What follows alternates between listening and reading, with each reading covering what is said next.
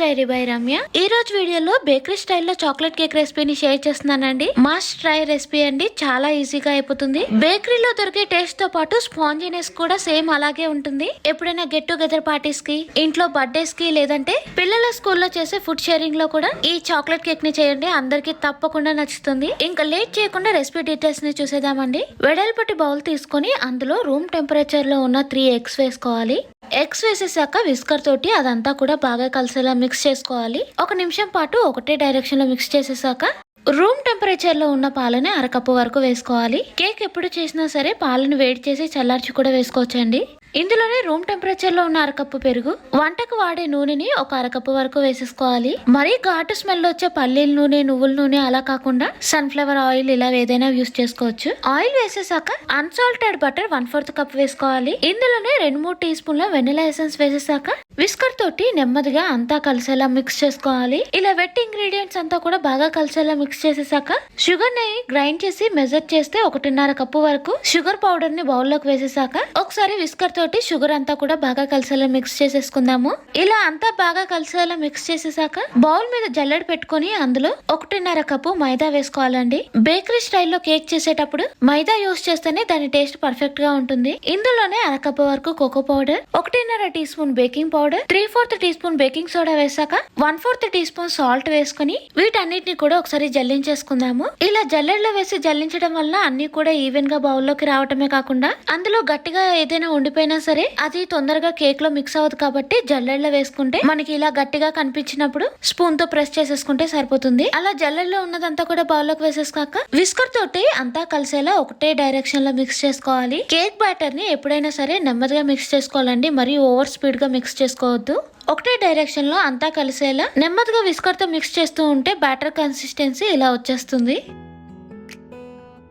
ఈ cake batter ని పక్కన పెట్టుకుని ఈ కేక్ ని చేయటం కోసం 8 ఇంచెస్ టిన్ యూస్ చేస్తామండి. 8 ఇంచెస్ కేక్ టిన్ తీసుకొని దానికి బటర్ లేదంటే ఆయిల్ అప్లై చేయొచ్చు, లేదంటే బటర్ పేపర్ పెట్టేసుకొని రెడీ చేసిన కేక్ బ్యాటర్ అంతా కూడా అందులో వేసేసుకోవాలి.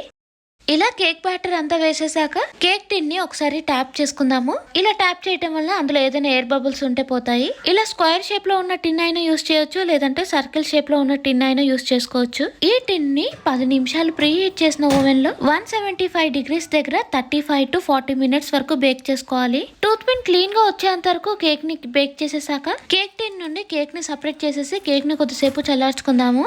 ఈ కేక్ అంతా చల్లారేలోపు దాని మీద క్రీమ్ అప్లై చేయడం కోసం డార్క్ కాంపౌండ్ చాక్లెట్ లేదంటే మిల్క్ కాంపౌండ్ చాక్లెట్ యూస్ చేసుకోవచ్చండి. ఇవి మనకి ఆన్లైన్ లో లేదంటే బేకరీ ఐటమ్స్ దొరికే షాప్ లో ఈజీగా అవైలబుల్ గా ఉంటాయి. మిల్క్ కాంపౌండ్ చాక్లెట్ లేదంటే డార్క్ కాంపౌండ్ చాక్లెట్ ఏదైనా యూస్ చేసుకోవచ్చు.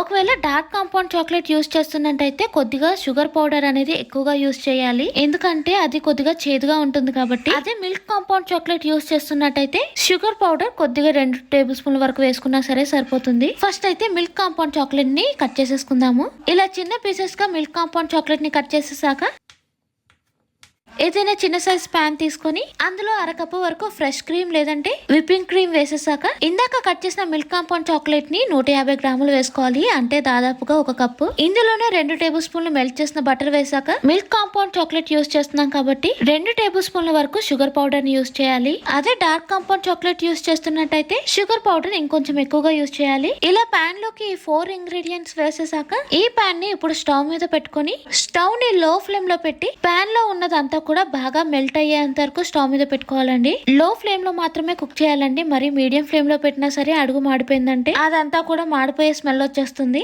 లో ఫ్లేమ్ లో పెట్టి కుక్ చేస్తూ ఉంటే దాదాపుగా 5-10 నిమిషాల్లో మెల్ట్ అయిపోతుందండి. వీడియోలో చూపిస్తున్నట్టు ఇలా అంతా బాగా మెల్ట్ అయిపోయాక స్టవ్ ఆఫ్ చేసేసి ప్యాన్ ని పక్కన పెట్టేసుకుందాము. ఈ చాక్లెట్ కన్సిస్టెన్సీ మరీ లూజ్ గా ఉంది కాబట్టి దాన్ని అంతా కూడా బౌల్ లోకి వేసేసుకొని ఆ బౌల్ ని ఒక 10 నిమిషాల పాటు ఫ్రిడ్జ్ లో పెట్టేసుకుందాము. అప్పుడు ఆ చాక్లెట్ కన్సిస్టెన్సీ అనేది కొద్దిగా దగ్గరకు వస్తుంది. నేను ఇప్పుడు ఈ బౌల్ ని 10 నిమిషాల పాటు ఫ్రిడ్జ్ లో పెట్టేస్తున్నాను. ఇదంతా రెడీ అయ్యేలోపు కేక్ కూడా బాగా చల్లారిపోయింది కదా. కేక్ మీద ఉన్న బటర్ పేపర్ అంతా కూడా తీసేసుకోవాలి. ఈ కేక్ మీద ఉన్న ఎక్స్ట్రా పార్ట్ అంతా కూడా నైఫ్ తోటి నెమ్మదిగా తీసేసుకోవాలి, వీడియోలో చూపిస్తున్నట్టు. ఇలా పైన పార్ట్ అంతా కూడా సమానంగా వచ్చేలా నైఫ్ తోటి ఒకసారి కట్ చేసేసాక బేకరీ స్టైల్లో చేస్తున్నాం కాబట్టి ఇలా కేక్ కి 4 వైపులా కూడా కట్ చేసుకోవాలండి. లేదంటే అదేమీ అవసరం లేదు. నార్మల్ గా మనం రెడీ చేసిన చాక్లెట్ ని డైరెక్ట్ గా అప్లై చేసేసుకోవచ్చు. ఇలా చాక్లెట్ కేక్ బేస్ అయితే రెడీ అయిపోయిందండి.